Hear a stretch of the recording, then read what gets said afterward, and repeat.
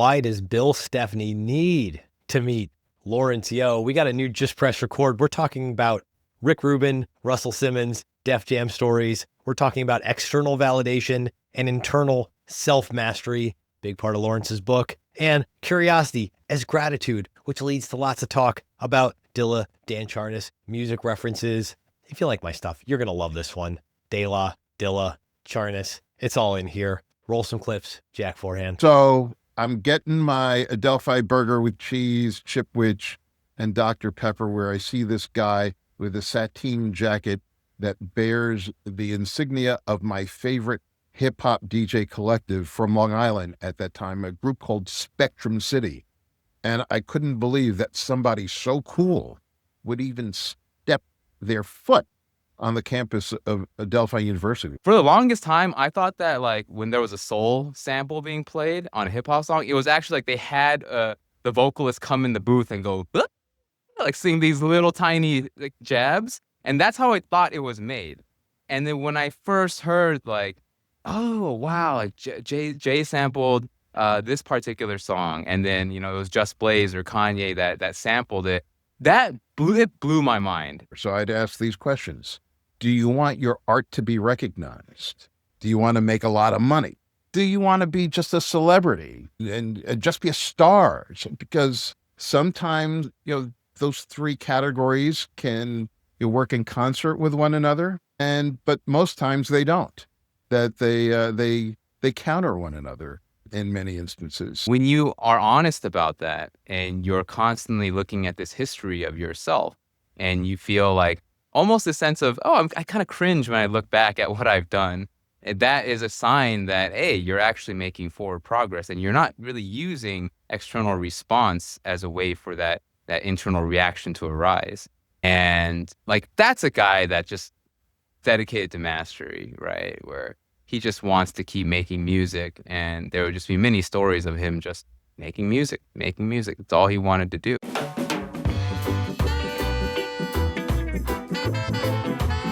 You're watching Just Press Record. This is Cultish Creative, officially an Epsilon Theory joint. I'm Matt Ziegler, and this is the show where I take two people who have never met before, and you get to watch to see if they can guess why I paired them together. We're going to get there, but first off, let me introduce these people. First guest, he was the original Mr. Bill Show. Not even one Ono in there, although I am going to have to ask him if Mr. Bill had an equivalent call-out catchphrase.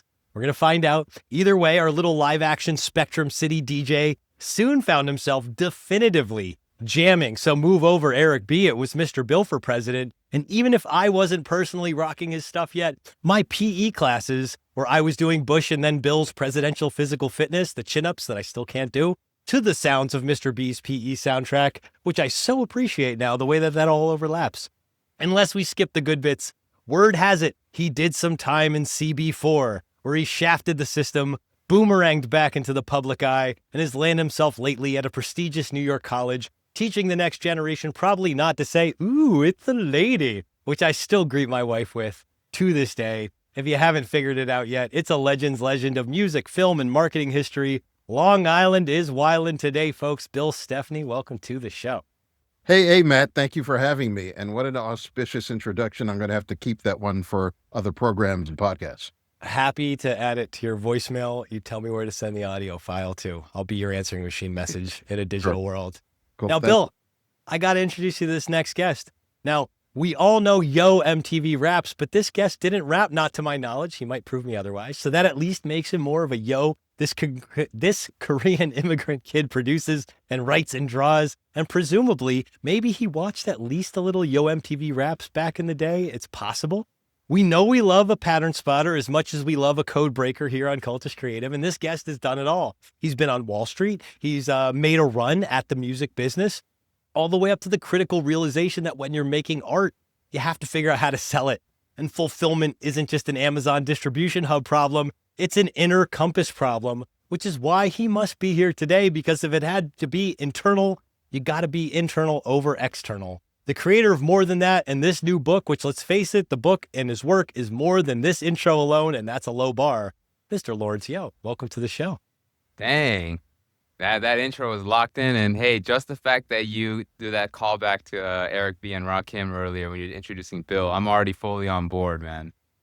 Well, then let's start there. Mr. Bill. So first off, did the radio show, did you have a signature phrase or a call out? Was there anything like that?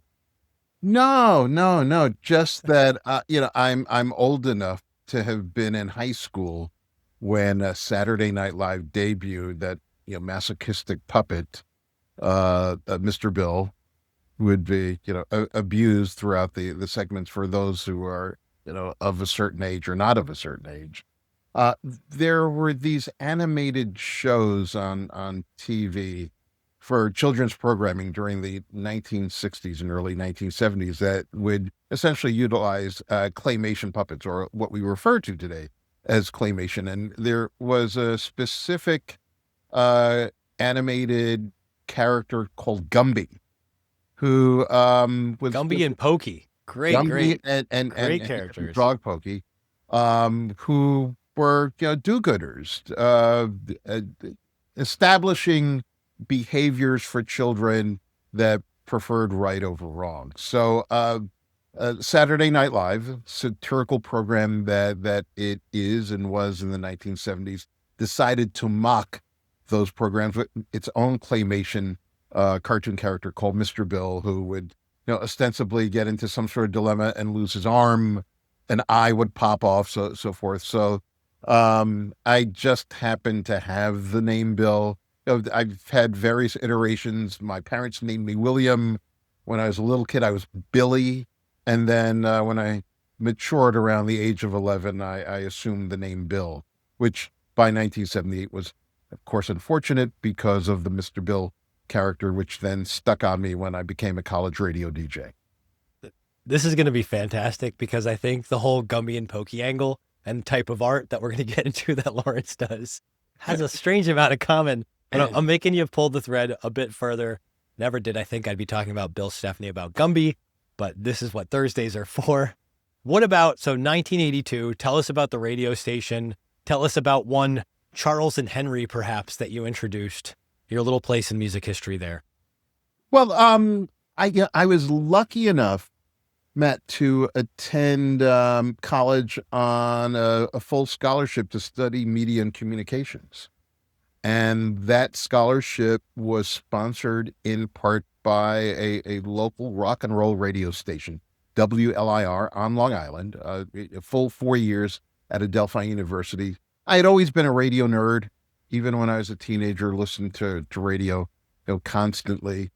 During the late 1970s, radio became even that much more important because in the New York City area, hip hop is developing for young people. And where are you going to hear the latest jams that would be played at a hip hop gig? You hear them on the radio, on radio stations like WBLS, run by Frankie Crocker in New York City during that time. So radio nerd that I was, by the time I got to Adelphi for its college radio station, I quickly became the program director and was given my own radio show. And I chose to play rap and hip hop, which was still around that time in its infancy. And, that turned out to be the right decision from a career standpoint and from a creative standpoint. I got a question real quick, Bill.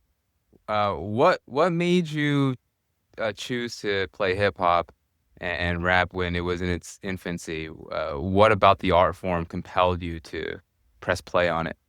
Good questions, Lawrence. The energy of it all, the beat, hip hop, especially from that era, is derivative of essentially funk music. And the syncopated rhythms of funk music, best found in old James Brown records, just had a different flavor, a different feel than either standard pop music from those years or standard R&B. Examples would be everything there. Yeah, man, there was a record. This is just very quick and very old. One of the number one pop records, I think from 1975, which is around the time that hip hop starts to unfold for teenagers in the New York area. There's a song called Afternoon Delight by the Starland Vocal Band. And it was just one of the, it was about sex in the afternoon. Yeah, it filled with the pop hooks that you'd hear on pop records in the 1970s. So it was either that or Motown. The Supremes, the Temptations, the Four Tops. Great, fantastic historical music that was somewhat mature for teenagers. So James Brown and Sly and the Family Stone and the Commodores and other funk groups from the 1970s, they provided those incredible syncopated beats that we could dance to. And ultimately, when DJs in the Bronx and Harlem started to isolate those beats, and then they would be joined by masters of ceremonies, or what we refer to as MCs, and they later became rappers, that synergy just became its own art form, really created by our cousins and my cousins in the Bronx and Harlem. Lawrence, what about this? Like music and putting music together, beat making, when did that start for you? Was it college? Was it high school? When did you start playing with music? Yeah, I mean, I've always been interested in music, but hip hop was a big part of my life ever since probably junior high. And then it was when I was in high school where, yeah, it really accelerated in terms of just the kinds of hip hop I would listen to. And like my friends would introduce me to what at the time was referred to as underground hip hop. So like this would be like 7L and Esoteric, Planet Asia, these kinds of people that weren't really on the radio but had their own movements going on. And then it was in college, I still remember, when my friend found this big like zip file of soul music. But this soul music was all samples of the various hip hop songs that I would listen to. And for the longest time, I thought that like when there was a soul sample being played on a hip hop song, it was actually like they had the vocalist come in the booth and go, like sing these little tiny like jabs. And that's how I thought it was made. And then when I first heard like, oh wow, like Jay sampled this particular song, and then it was Just Blaze or Kanye that sampled it. It blew my mind. It completely blew my mind that was how it was created. And what was interesting was that one frame could view it as, oh, they just plagiarized it. They just took that pre-existing music and then just copy and paste it, and they call it rap. But my frame was like, what an act of creative genius to be able to listen and be influenced by these old soul songs, funk songs, jazz songs, whatever, and then find the pieces that could be looped or chopped up and then reorganize the whole thing to create an entirely new melody or entirely new song. And that, it pulled me in right away. The fact that you could look at creativity that way. So not only did that deepen my appreciation for hip hop, and I think one of the beautiful things about hip hop is that it deepens your appreciation for all music in general, because it pulls off of so many different types of genres of music. I mean, one of the classic producers that did this was Jay Dilla, right? Like he did not focus just on like soul, funk, stuff like that. He would go deep into like, techno. He would go like electronic music. I mean, Detroit was such a hub for electronic music, and he would surface that and start sampling that. And that really gave me this understanding that, wow, I could look at music with an entirely different canvas if I'm going to try to make beats myself, right? And then I got into just going to the crates, going to different record stores, finding records, and then putting on turntable, like listening to it, sure, for pleasure, but also with the act of creation. Like, what can I do with this? And that just like completely invigorated me. I was in finance, but I knew at this moment that finance was going to be my stepping stone so I could do something creative with my life, right? Like, I don't want music to be from the get-go the source of how am I going to make money doing this from the get-go. It was just, no, I'll let my finance job be a patron for my art, right? It's going to pay me what I can do to pay the rent and whatever. So in my spare time, all I do is make music. And that's really where the whole genesis of it began on the music front. So there's this collage aspect that both of you are already touching on. And learning about hip hop, one of the greatest things about it and the history of it is this collage between music, style, ages, genre, and people. And Bill, you were there tell us about Hank Shockley, Chuck D, making an introduction. Tell Lawrence that story, because I don't know if he knows where you fit into this piece of history yet. And let's talk about collaging people. Yeah. Again, as I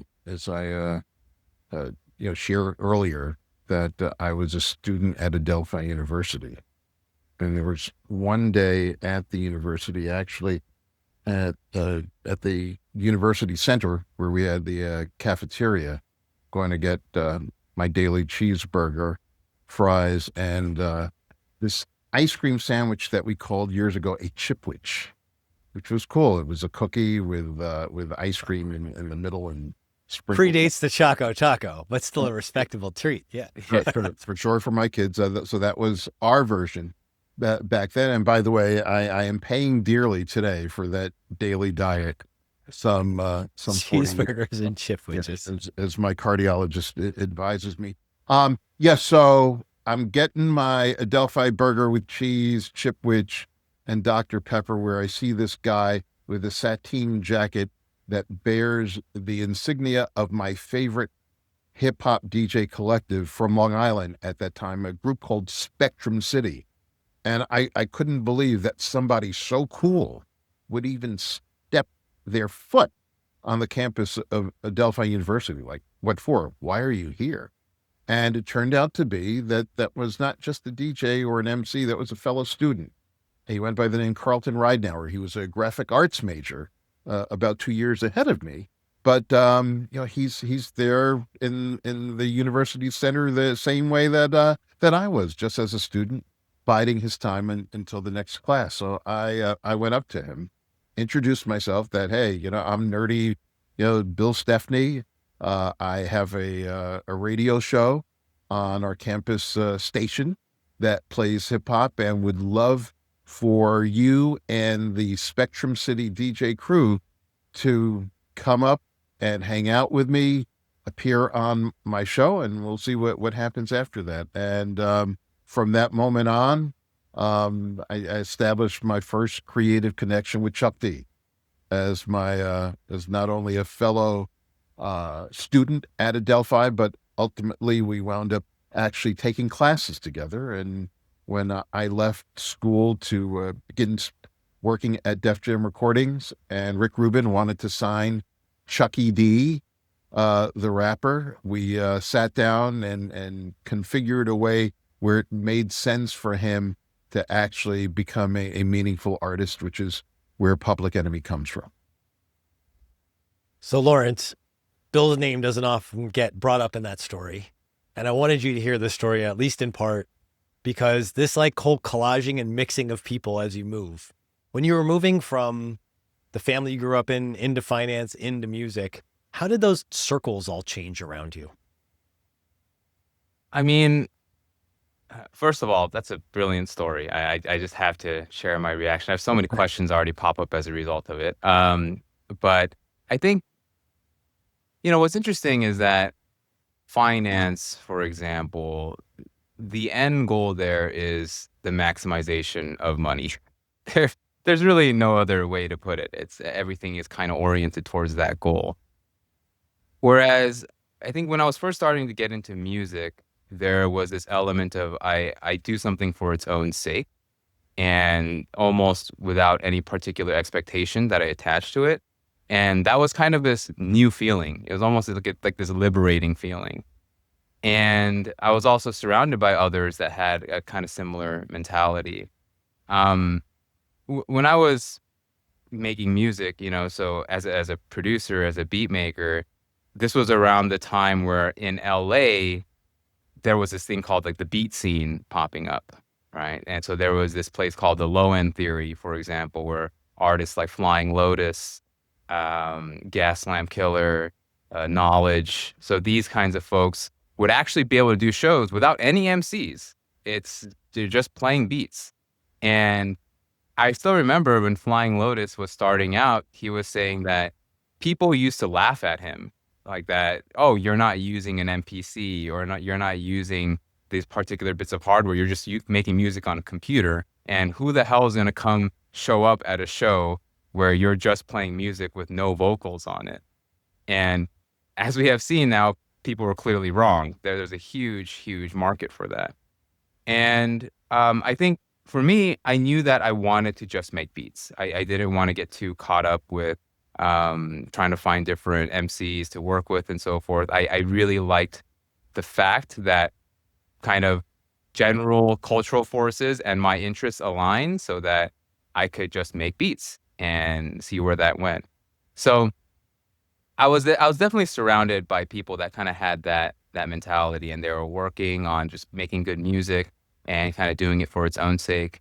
But as we may kind of venture into later, the whole reason why I am not a musician now is that when it was something that I wanted to turn, or I wanted to make into my career after I left finance, I found that industry to be one that I did not want to work in, to kind of to say it simply, and that it felt like I had to just go through so many gatekeepers and surround myself with people that I didn't necessarily want to be around in order to get ahead. So that's kind of like where the saga with music, or my desire to pursue it, kind of started to fade. But then, another art form took its place. Relate to that, Bill. The saga of music and the music industry, and maybe the Def Jam experience. I just think that the exploration of the new is, the nucleus of art, of rock and roll, of punk, of hip hop, just of creative expression. That you think about even performances as random and as simple as a young performer at amateur night at the Apollo Theater, whether it was in 1940 or 2000 or 2020, where you're in the moment trying to come up with something that's going to impress everybody in front of you to generate their reaction. And sometimes that reaction is incredible. It's applause, standing ovation. And sometimes that reaction is in the negative. It's audience booing. At the Apollo, they would have this guy who was dressed as a clown who would have this long hook that would pull you off of the stage. So brutal. But that would give performers the calluses necessary emotionally to come back and to create more, until you created that thing that converted those boos into standing ovations. And that's what drove me, certainly, from radio to moving over to Def Jam, given the responsibility to promote the careers of LL Cool J, the Beastie Boys, the rapper Slick Rick, the death metal group Slayer, and we're coming all over the place. But the constant is creativity and reaction to that creativity. So we're right there with Lawrence. Beats, creativity, innovation. It's all connected. Yeah, I think one thing I would add to that is, like, based upon what you're talking about, is like this commitment to mastery, right? And to see how there's other artists that may be in your purview that also have that same commitment to mastery. And I think sometimes exploration, what that means is also finding the art form that you want to personally master. And I think with music, for me, it felt like, oh, at the time, this is exactly what I want to master. This is what I want to get better at. But I did feel that there was more of this desire it was like this persistent desire for validation, as opposed to, I just want to get better at this myself. Mm-hmm. And And by me directing my energy towards getting better at myself, like the validation just kind of comes as a form of magnetism, right? And I think that, and this is not to say this is about music in general, it's just my personal history with music was that it was becoming for me more about, oh, how do I just get the validation? And that's all that kind of matters. And as a result of that, I think the inner desire to try to master the craft began to fade. Respond to that, Bill. What do you think about that journey there? I think it's a journey that we all pursue of for the most part of having a command on what we do. You know, whether you are DJing, whether you're programming beats, whether you're singing like Whitney Houston, you know, whether you're rhyming like Jay or Rakim, you know, you want to be the best for the most, I'd say 80 to 85% of the time, you know, maybe 15% don't give a damn, you know, one way or the other. You know, when I would meet with artists over the years, I try to refine their goals and our goals in working together. So I'd ask these questions, you know, do you want your art to be recognized? Do you want to make a lot of money? Do you want to be just a celebrity, you know, and just be a star? Because sometimes, you know, those three categories can, you work in concert with one another, but most times they don't. That they counter one another in many instances. So, you know, we're always navigating, you know, where we sit, you know, what our place is. And I think that's also part of the beauty of creativity, because a lot of times we just don't know what that place is. So, you know, we're trying to figure out what it is, where it is, and sometimes it is mastery. Your career kept evolving after that, Bill. So you also didn't stay as the executive director of Def Jam forever. What moved you along? How did it evolve for you? Tell Lawrence's story. Yes. So, yeah, I spent 4 years working at Def Jam Records for Rick Rubin and Russell Simmons. And to be in my early 20s running a music company with my favorite artists who not only were creative, daring, some folks thought dangerous, but they sold a lot too. That we were in the same system as CBS Records. They were our distributors and partners, CBS and Columbia Records. And there were points where Def Jam artists, whether it was LL Cool J, the Beastie Boys, Public Enemy, Orange Juice Jones, Slick Rick, where they, on a weekly basis, might outsell their colleagues in the Columbia system, and that included Billy Joel. That included Bruce Springsteen. So to be dangerous and commercial, you know, at the same time, you know, was satisfying as a young person trying to make their way in the business. So spent 4 years doing that. Then, you know, there came a moment when I thought, well, did it make sense for me to create my own Def Jam?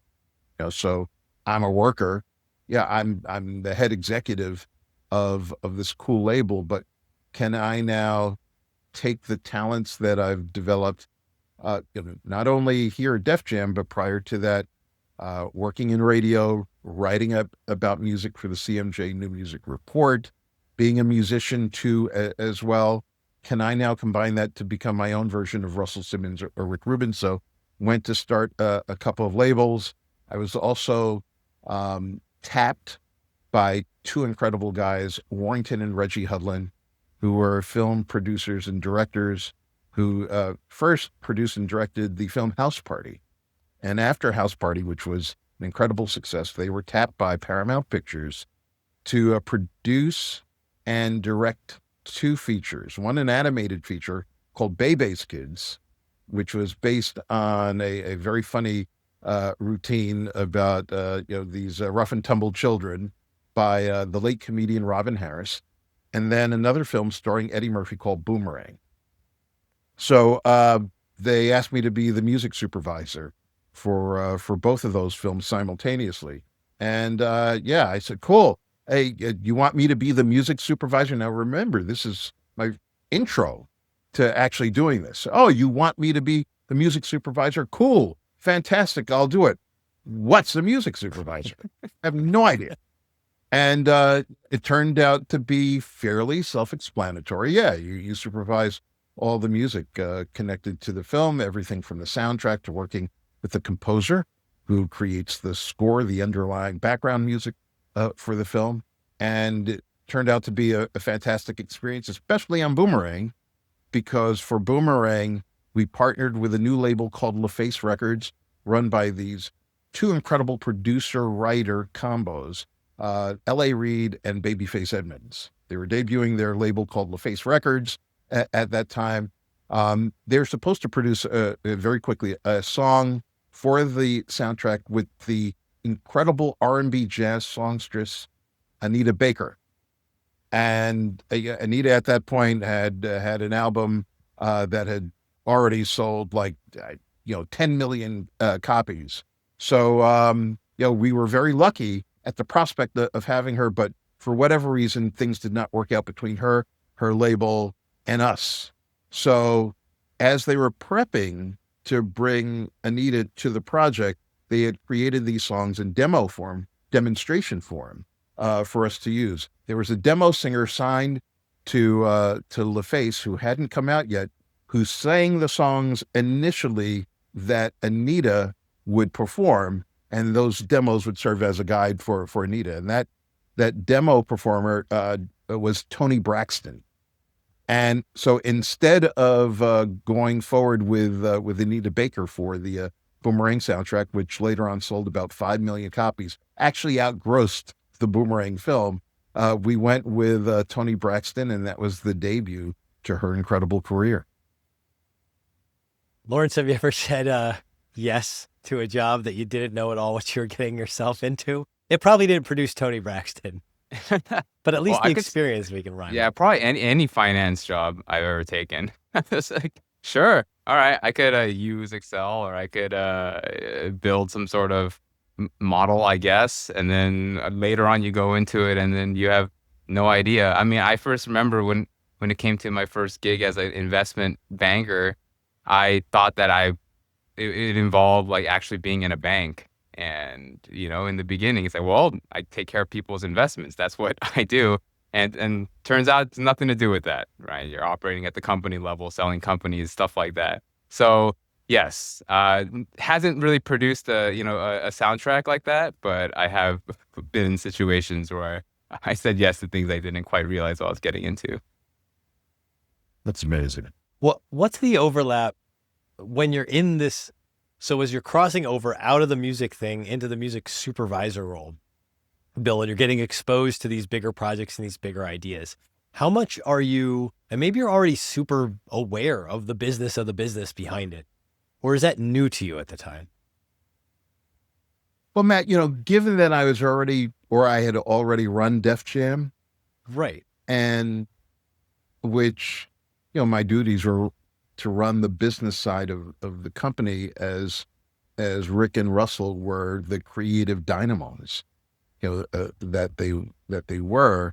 I had a good grasp of, basically the numbers and how a small business, in essence, operates and then scales and grows. So by the time I got to work with, Paramount Pictures and 20th Century Fox and Universal Pictures, my experience running the joint venture of Def Jam Recordings with very large corporations, CBS, that prepared me at a very young age, pretty much a baptism of fire. Because you're like right out of college when this is happening. Yeah, right? Like, I started when I was 23, and by the time I'm almost 24, the Beastie Boys have become a phenomenon.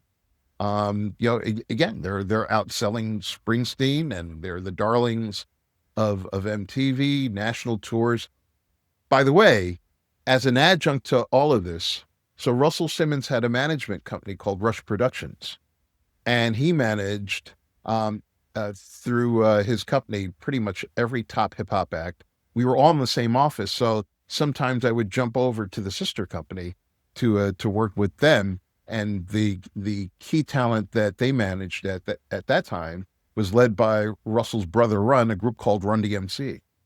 And for me, coming up, Run DMC, they were like my Beatles.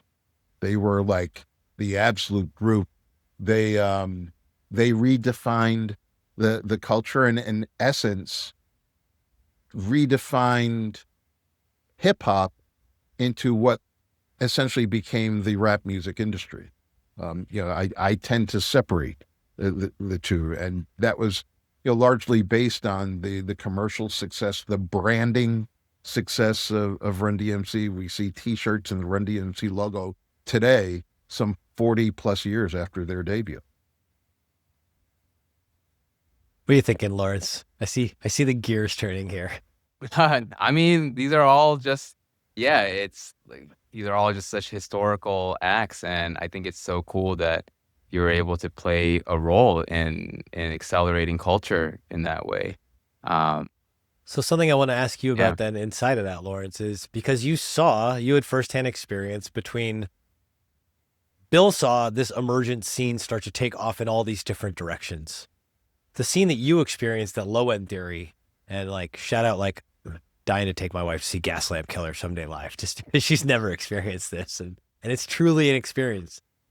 That didn't turn into like a business in the same way. The scene didn't evolve, but I don't think it's because of failure. I don't think like there's real lessons that come out of art as a creative act that doesn't need to scale. How do you think about that now in hindsight? Well, one thing to be clear was that I wasn't really in the kind of Low End Theory collective or anything like that. You were hanging out around it as a fan. Yeah, hanging out around it, and like there's different artists that are around that space. So I do feel that when it comes to art and when it comes to impact and so forth, you could see it at different scales, right? I think the obvious scale would just be, you just reach as many people as possible, and that's what it means for a certain art form or a certain movement to be successful. But I think what I found through just like the LA beat scene, for example, or just producers that were basically getting the word out about their work through the internet, right? I think that was a big thing too, where when I was making music, SoundCloud was huge. SoundCloud was the way people were getting their work out. And what was amazing about that is that it was mainly just based off of how good your stuff was. There was no one there curating what was good or not. I mean, now you have Spotify and you have all these things that act as algorithmic curation machines, but then it was essentially meritocratic, and that's basically what it is. So the fact that someone could just be at home and you could just make a beat in like, I don't know, a couple hours or what have you, upload it, and then you could get it distributed mainly through blogs at the time. The blog era was pretty big. And that's how people find their way to it, was pretty amazing.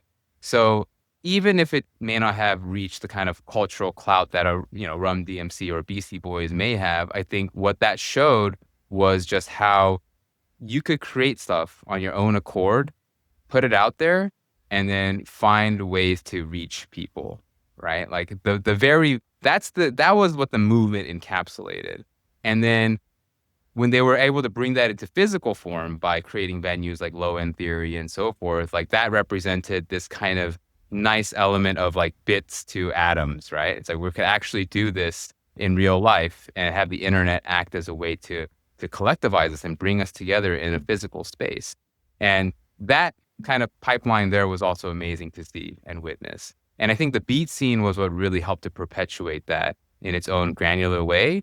And then you have, a couple of standout artists from there that end up working with larger artists and so forth. But I think when it comes to beat makers, the general temperament is also not, I want to be at the forefront and run everything, right? It's like the big thing is like, Flying Lotus made a track with Kendrick. Like that's one element of how you see that crossover.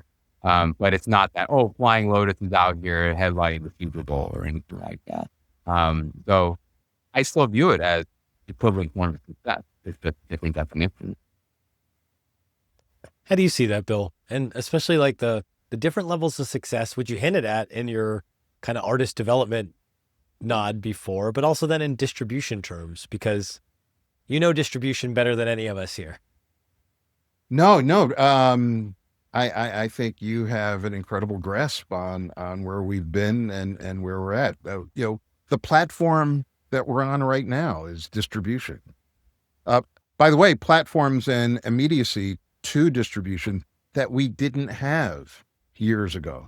So in many respects, not only have we been able to grow the ability to distribute, we've democratized it, right? That whatever barriers or structural gatekeeping existed 40 years ago by virtue of just even the difficulty to record music, it really took a lot 30, 40, 50, 60 years ago just to get somebody in a recording studio. We can fancy back to the documentaries where we see Sam Phillips bringing Elvis into the studio. That was a big thing. Or Berry Gordy, working with Diana Ross in the Supremes in Hitsville. That was like incredible. Not everybody got to do that. We fast forward to where we're at today. Now everybody gets to do it. So, we're at a revolutionary point of artistic expression.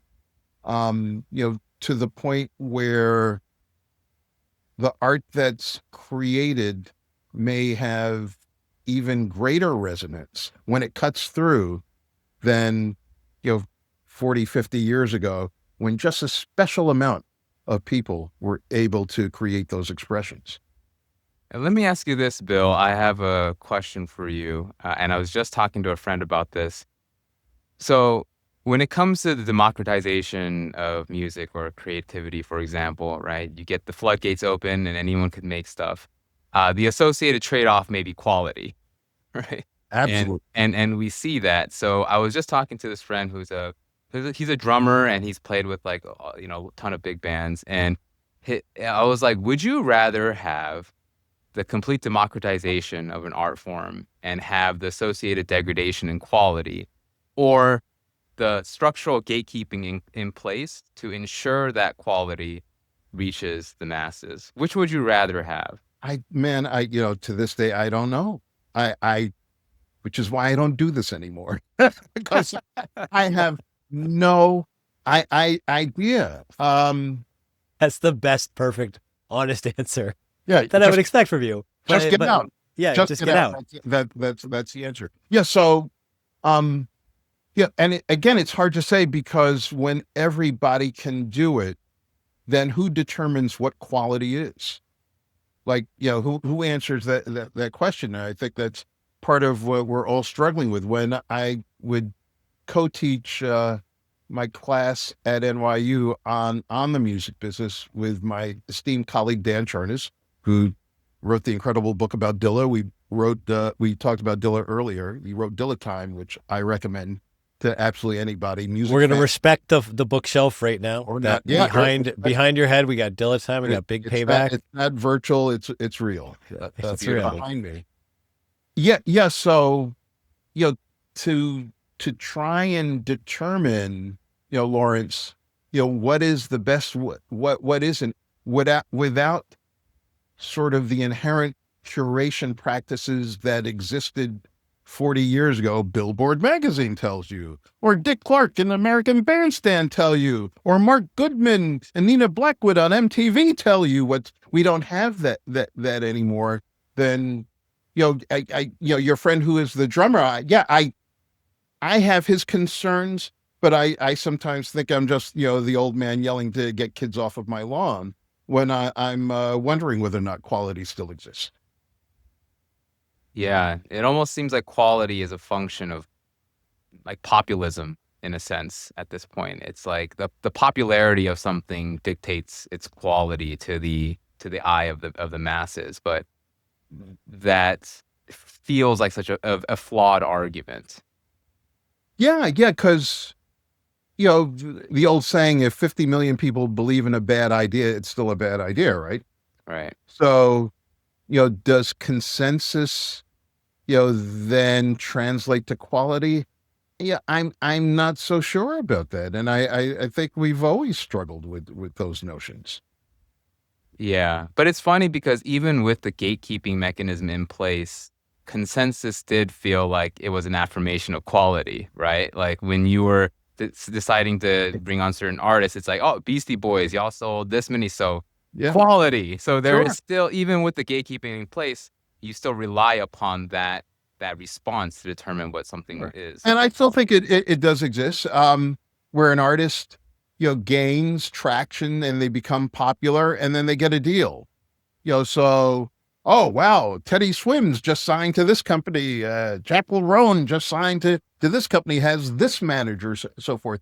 So I think those elements are still there, but they tend to be much more episodic and random and less predictable than they were 40, 50 years ago.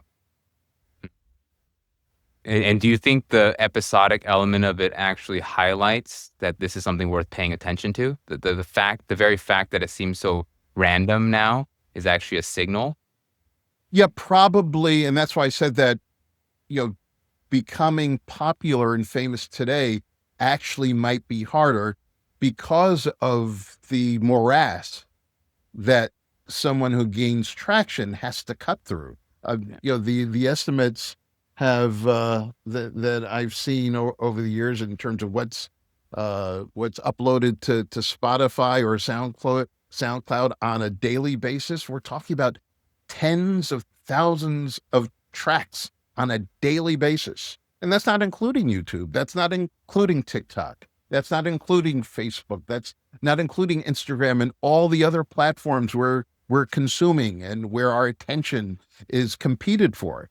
It is stunning in many respects to consider a career given the stuff that you wade through. I watch this influencer Rick Beato a lot, and he engages in these conversations on YouTube about the end of the monoculture, and what old heads like me used to refer to as just pop culture.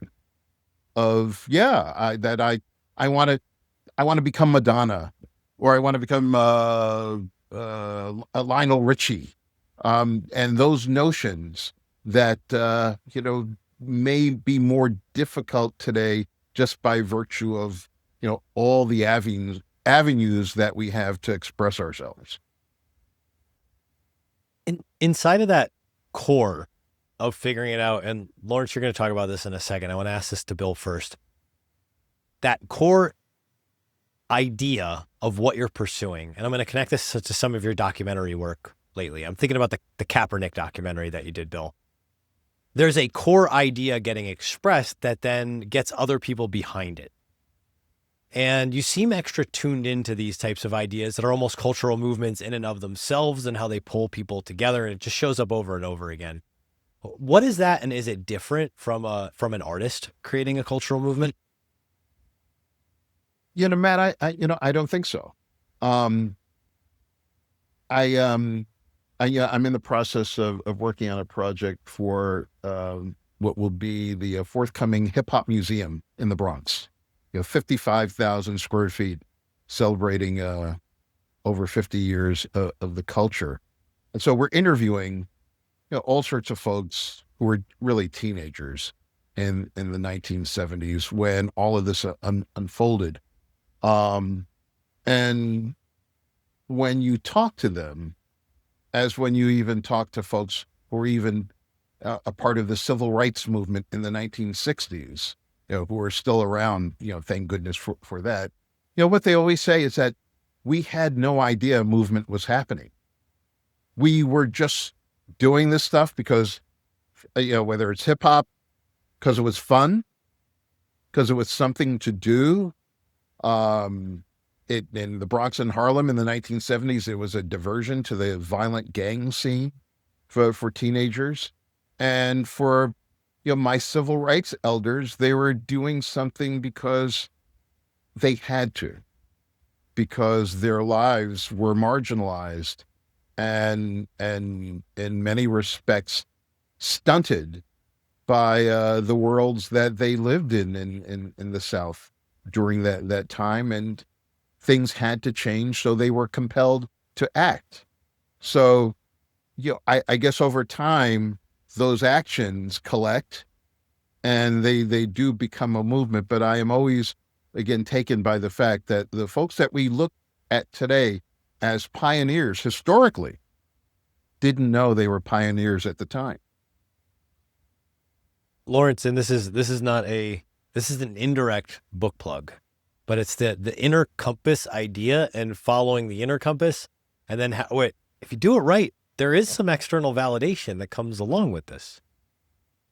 Yeah. What is that? Make sense of that. Yeah, I definitely think so. I think that, ultimately, the whole premise of following your inner compass means that you have conviction in your actions and your conviction in your ideas. And we mentioned earlier just this discussion of mastery. I really think knowing what you want to master is so crucial. And I really think that mastery is the quest to improve yourself as an end in itself. Right? Like, comparisons are not made with other people, but only with prior versions of yourself. That really is what mastery is. And when you are honest about that and you're constantly looking at this history of yourself and you feel like almost a sense of, I kind of cringe when I look back at what I've done, that is a sign that, hey, you're actually making forward progress and you're not really using external response as a way for that internal reaction to arise. A big premise of that book is to understand essentially what yourself is without all the mysticism and woo that's wrapped up in this phrase of self-understanding. And I do feel that when you have kind of mastery over your craft, or you have a dedication to that, to the inward element of your craft, then the validation and so forth it arises. It finds its way to you. And I think people can also sense when you are operating from your inner compass, when you're operating from that place, as opposed to, we can also tell when people are doing it just for the fame. I'm sure, Bill, in the way that you asked your artist, what are you really doing this for? And getting those answers. And I feel that at a certain point, maybe in the beginning, someone might be doing it for that, but then that's not going to keep you in it for the long game, right? That kind of stuff fluctuates so much. And I still remember this Nas line from, I think it was Hip Hop Is Dead, that album, where he's like, you've been doing this for 1 year, then like, okay, we could, that's not a big deal. 5 years, we could have a conversation. 10 years, like that's a whole nother thing, right? So the fact that you want to have longevity, it's not, yes, the validation is a part of that, but it's more of the inner game. If you are still attuned to even wanting to do this and wanting to get better, like that's what's going to keep you there for the long haul. Yeah, Nas has mastered being an MC so much that he's decided to go in the world that you guys are in. He's now in finance. Exactly. The full circle. Yeah, the full circle of it all. Well, Bill, what about you in the mastery sense? And I don't know your exact involvement in this one, so forgive me if you're just involved in an external way. Philly on Fire. Yeah. So, I've served as a producer. Okay. On 2 documentaries over the course of the past several years. One is called Kaepernick in America, which is about the Colin Kaepernick saga of some years ago, and another one called Philly on Fire, which details what was a conflagration, a battle between an activist group in the 1980s in Philadelphia, and really core Philadelphia, called MOVE, and the local city government of Philadelphia. MOVE was, in essence, a back to nature African American group that desired to live in an alternative way The difficulty as it appeared was that they desired to live naturally with, live animals, with, family formations that were not conventional. They decided to do this in a very working class African American part of Philadelphia. And that would result in difficulties between the rest of the residents in the city and in that neighborhood and the organization. We fast forward to 1985. The difficulties manifest themselves into a law enforcement battle between the group and Philadelphia police. At that point, Philadelphia had elected its first African American mayor, Wilson Goode, and in alliance with his police department, in order to quell and stop the battle, the confrontation between the parties, an explosive device was dropped onto the headquarters of the organization MOVE, which not only incinerated their headquarters, but about I'd say 1/3 of downtown Philadelphia. And our documentary covers pretty much everything that happened during that point. So, working on these projects, Matt, sort of, in many ways, it is an extension of my work years ago with Chuck, with Public Enemy, of just using art and expression to bring attention to issues, to justice, to life, to culture, to things that may be happening that we're not paying enough attention to. There's a fascinating overlap. So number one, just as a Pennsylvania person who's long heard this story and with family and friends that grew up in that era and part of Philly and could talk about it, that's not a story I ever expected to see a full-scale documentary on. So that's a big thank you for all the people who know about this story and haven't seen it brought to light. Sure. But then further, there's an interesting angle, and Lawrence, I don't know if you've ever even heard this story before, but there's an angle about making art, documenting, and it might just be a personal story, or it could be a very small, local, regional story, and just trying to share it with a broader audience through the meritocracy, through the quality, because there's something internal that says, this resonates and I want to share it. What is noticing in that? What is following that? I feel like you've written and thought about this a lot. Yeah, I've thought a lot about curiosity and what exactly that is and where exactly it manifests the most. And one interesting realization I had was that curiosity is ultimately a form of gratitude. It's like a form of gratitude for the unknown, that you actually don't know everything. Like if you knew everything, there's literally no room for curiosity to emerge, right? And what we just have is just boredom, and that's about it. But I think the default state is for us to be scared of uncertainty and to fear it, and to be like, I want to hedge, I want to place all my bets so that I know exactly what's going to happen. That's kind of our default state.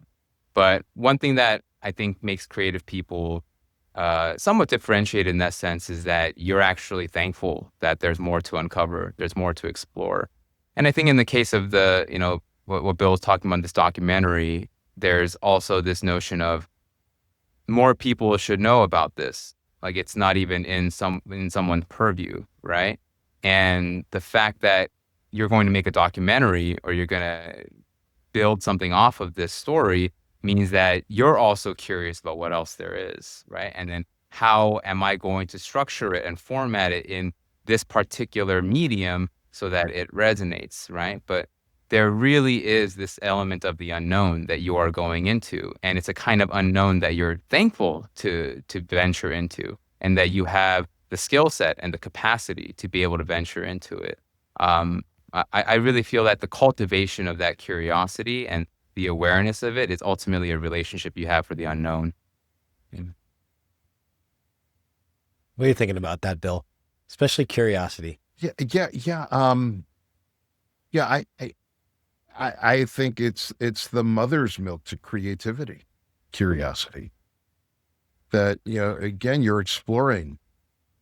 you're discovering. And it's almost weird in a way that we have so much information now. It almost seems like so much more is becoming unknown. Like what probably, I don't know, 40 years ago, when we only had like 3 or 4 TV stations, we only had a handful of radio stations, a small amount of newspapers. If an event like Move was covered by all of those institutions, a lot of people would know. But in the time that we're living now, as everything is algorithmically driven and personalized, what would have been part of mass information told by Walter Cronkite in the 1980s to masses, to millions of people, now becomes, this just popped up on my algorithm, next to a cat throwing up a bagel, on YouTube. This story about Move and a bomb being dropped on a radical organization. Again, episodic and random by virtue of the technologies and platforms we have at our avail. Do you have a thought, Lawrence, on that? Yeah, I was going to just say how I think information is often treated as like people think that it's actually what we need in order to create things, that we need to fill our minds up with it and so forth. But I do feel that we're kind of in this position now where we are just overclocking our system with it. And that overclocking of it diminishes curiosity, because in a way, when you feel like when you're just feeding yourself all this information, your response is, I just don't want anymore because I just don't need to know this and that. You can't take, it's fatigue. You Yeah. just, oh my gosh, I can't take it anymore. I have to close my mind to any other, stimulus, stimuli, just, it's too much. Right. And I think that creativity does in this age require some form of asceticism as well, and I think, and I think the asceticism doesn't really come from retreating, but it comes from kind of strategically preserving your attention at various moments. Kind of like, I think we all have different levels of energy and where we feel most confident in our days, for example, in our own capacities. And to kind of protect when that moment is, generally tends to be the morning for us older folks. So, that's, and then once you kind of protect that, and then you cultivate that space of openness, then you could start kind of letting the information trickle in as the day progresses. Because it's interesting, like the moment I look at my phone, for example, like you could feel the changes happening in your mind. Like you could almost feel it happening. And that's just like the default state of things. But I really do feel that having time just for yourself, or for you to be able to cultivate the sense of really gratitude for the unknown, it's such a special time. Yeah. How do you pick what to work on? So, I mean, Bill first, like, how do you then choose? You got a million, you got people bugging you to come on podcasts like me, Bill. How do you decide? How do you decide what to say yes to anymore? Well, Matt, aside from this opportunity, whatever pays the best. To be honest with you, look at retirement on the horizon. That's a great useful decider at this phase of life. You have to fill the coffers, but it's instinct of with all sorts of factors that are in play.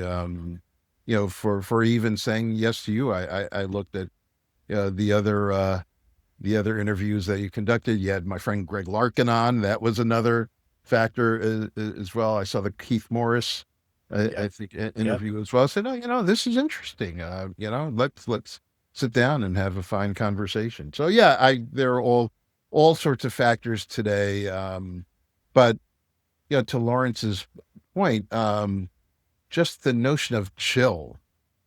so that you can make that right decision. Because if you don't do that, then I'll just be here every day responding to the 9 million requests to do podcasts and appearances, so forth. And I won't get any of the other opportunities done that will fund my retirement with my wife. What about you, Lawrence? Yeah, I was just going to comment on that phrase instinct. And if you look at it, for example, like the proposition Matt would have for this conversation is, all right, you're going to get together with someone, you have no idea who it is. And we're going to get together for this block of time. Don't worry, though, I'll be there. So you want to do it? Like on paper, that's like, nah, I don't want to. But I think there is this notion of just instinct. Like, oh, I think I trust Matt's taste in people. I trust that if I come on here, there's nothing really to quote unquote gain immediately or anything like that. But I feel like this will be something that is fodder for my curiosity or something that may convert later. It doesn't need to, but I just feel like it'll be an interesting time. And I guess like instinct and interest are very intertwined in that sense, where your intuition kind of shows you, all right, uncertain outcome here, but then there's something about it that makes you want to welcome it. And whatever that feeling is, I think it's really important to pay attention to, especially because that instinct kind of just keeps cultivating over time. Yeah, the mother's milk of creativity, of curiosity, of instinct. So I'm in the Bronx. It's 1975. I'm Grand Wizard Theodore. I'm a DJ.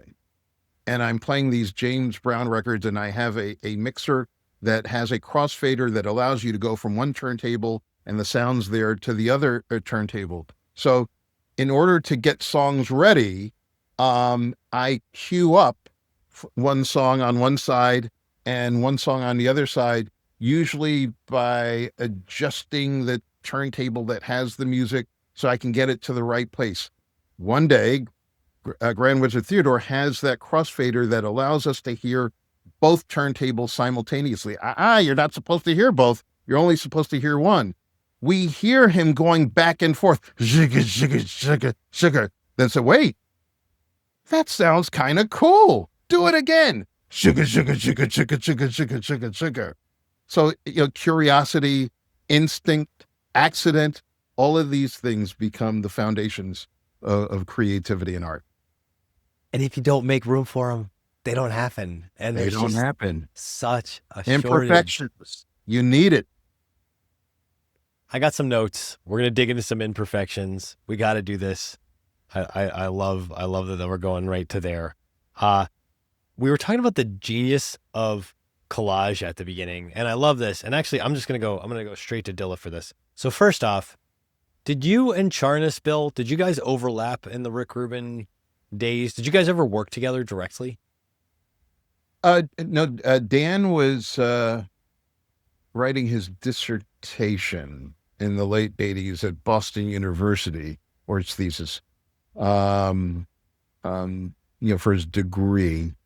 And he came to interview me at Def Jam in the late 80s. And at that point, after he graduated, we just became, incredible friends and have been incredible friends and brothers and now colleagues at NYU at the Hip Hop Museum, where we're both historians.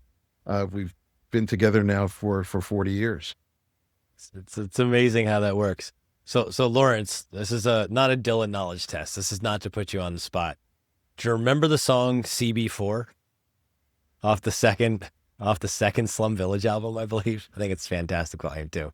Yeah, I for some reason I don't really remember the exact song though, but the title rings true.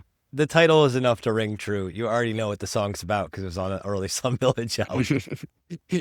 Yes. But there's this weird connection because Bill, weren't you supervisor on CB4? Yeah, I was the music supervisor for the film CB4, written and starred by Chris Rock and produced by the great writer and historian himself, Nelson George. It was the great Nelson George. Yeah, the fantastic Nelson George. It was a fun project to work on. to work on a parody of NWA was With Chris Rock. and a parody of hip hop in general. And all of us were arguing whether or not hip hop could even be parodied at that point. But yeah, we had fun doing it. It's funny, all the layers between the chart.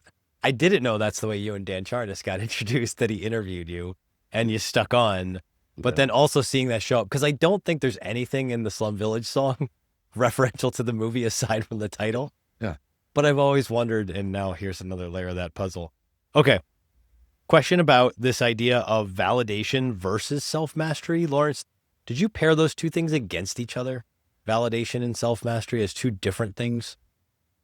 I think they're continuums along the spectrum. I think every creative is driven by what the one pole of intrinsic motivation and the other pole of external validation. You're just continuously oscillating between those two poles, and you have moments where you kind of prioritize one over the other.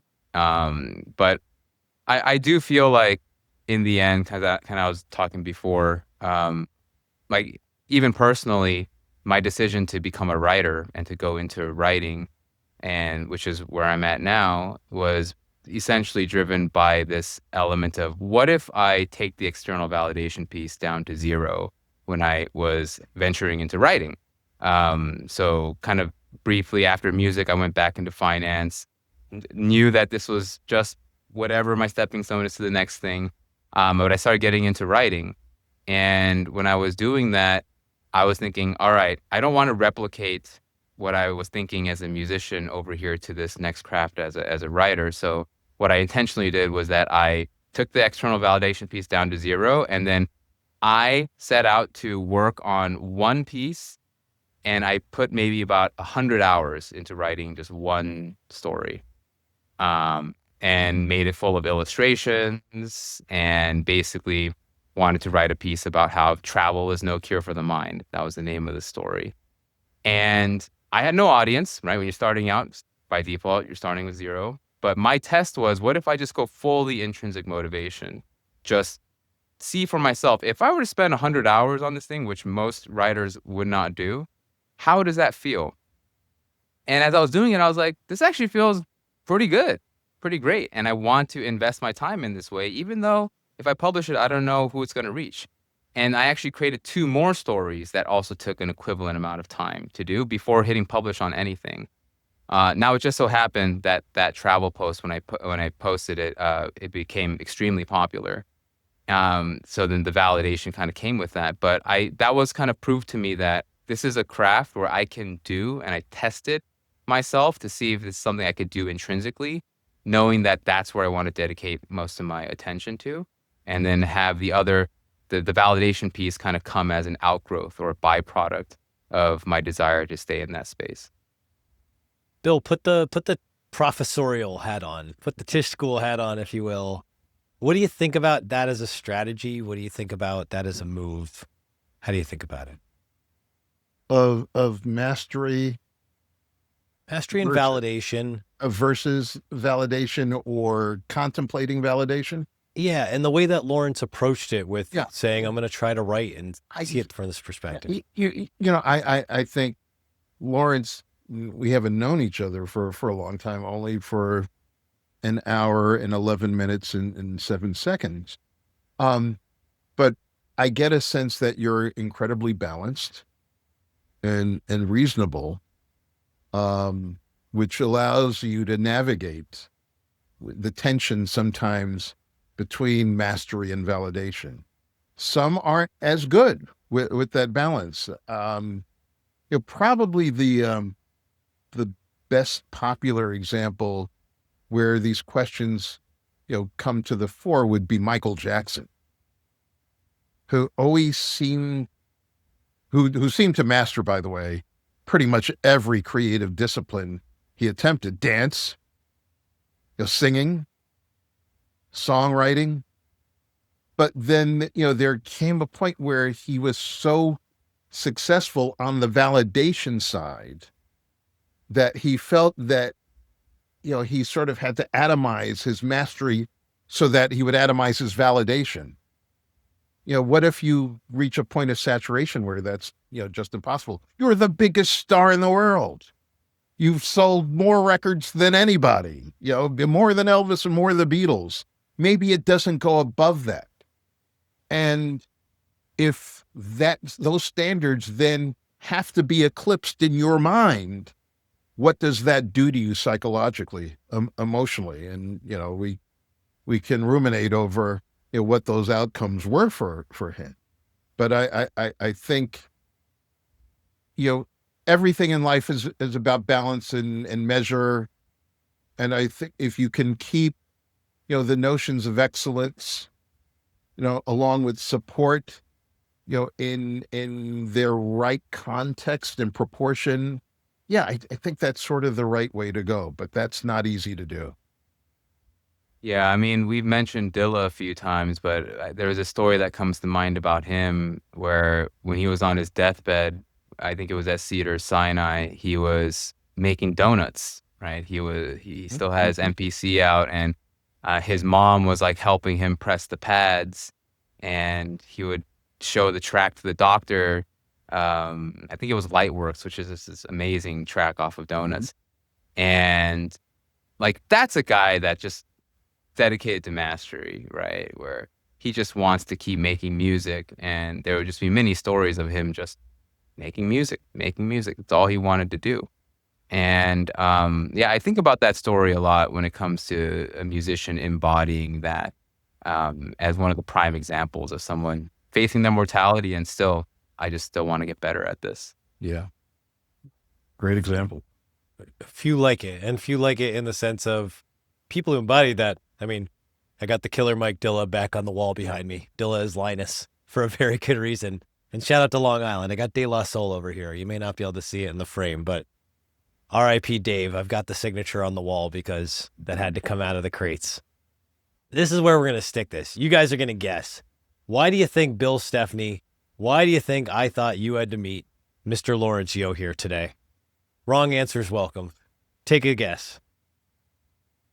Well, there's incredible synergy on just the notions of creativity, certainly doing good stuff, traversing different areas. By the way, so there was a point when I think around 1999-ish.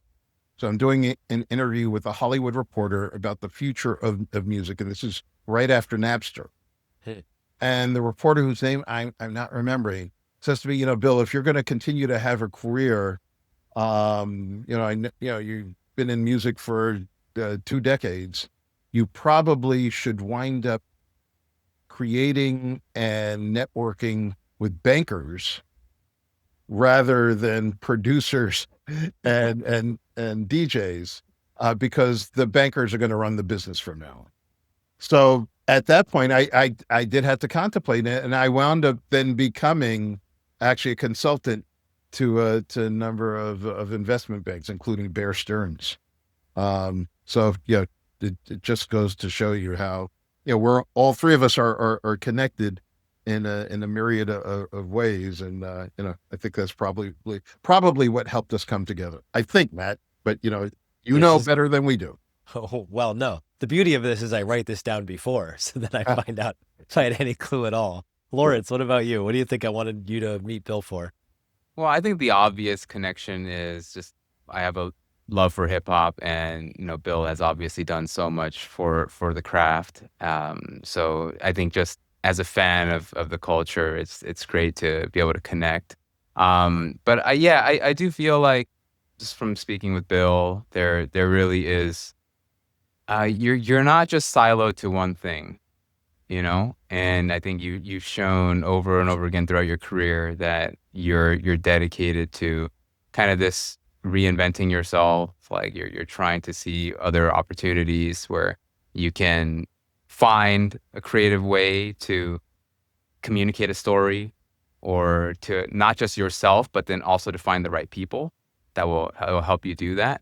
And I really do think that, we've been talking more about the introspective elements of creativity, but it truly is a collaborative element because it requires agency, right? It requires you to want to build meaning with other people. And that's one thing that I mentioned in the book. It's like life is a single player game, but meaning is derived on multiplayer mode. Like, you're going to do things with your own mind, own perspective, but in the end, the meaning you constructed with others. And I think that, Bill is a shining example of that. So thank you for connecting us, man. I think you both pretty much nailed this one. I wrote down, I said, the creative career compass, it's internally driven first. And I think both of you guys get that on a whole other level. I'm gonna promote two things really quick. I'm gonna first say, like, The Inner Compass, Lawrence's book, it's out now. It's wonderful. You should read it. It's delightfully short, and short in a way where you're gonna read it once and then want to read it again, front to cover.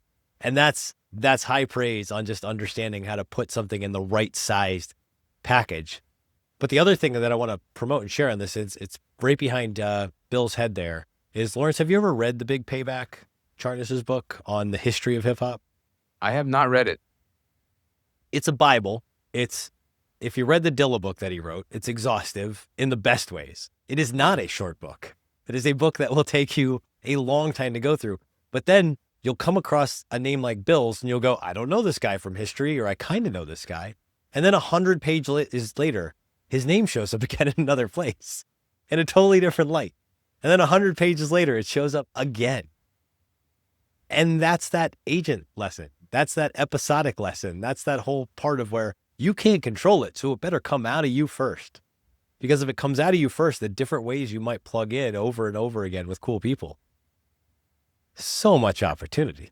And Dan, who's gone from being an A&R guy working for American Recordings and Rick Rubin, fighting to break careers like that of Chino XL, to really being, I think the leading chronicler of the culture that we refer to. 100%.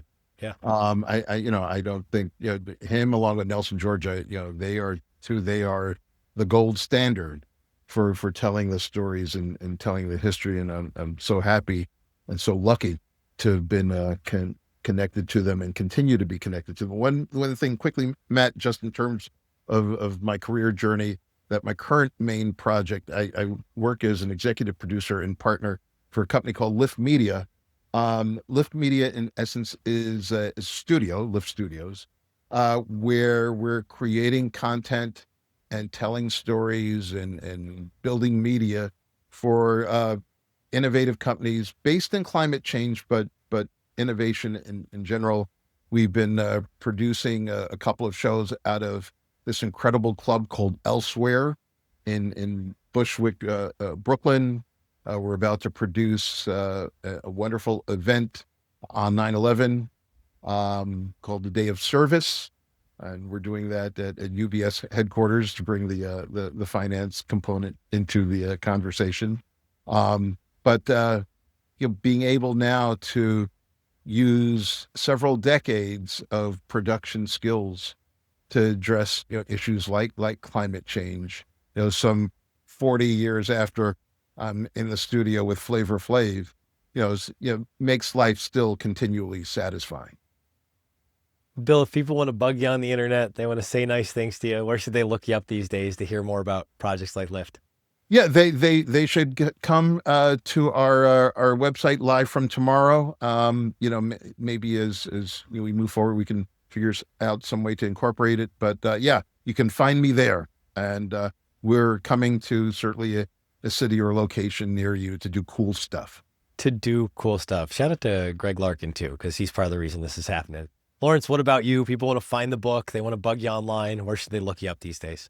Yeah, my digital home is moretothat.com, and the book is The Inner Compass. Just released it. And you could find that on Amazon, and you can reach out to me on socials at More to That. Fantastic. Bill, Lawrence, I want to thank you both so much for playing in this little experiment called Just Press Record with me. You know where to find us. Like, subscribe, all the things below, and we are. Thanks for joining us. Like, comment, and hey, subscribe below to Cultish Creative on YouTube if you haven't already. As the good compliance people want me to remind you, Matt Ziegler, that's me, is a managing director at Sunpoint Investments. The opinions expressed in this podcast do not necessarily reflect the opinions of Sunpoint Investments. No information on this podcast should be construed as investment advice. Securities discussed in the podcast may be holdings of clients of Sunpoint Investments.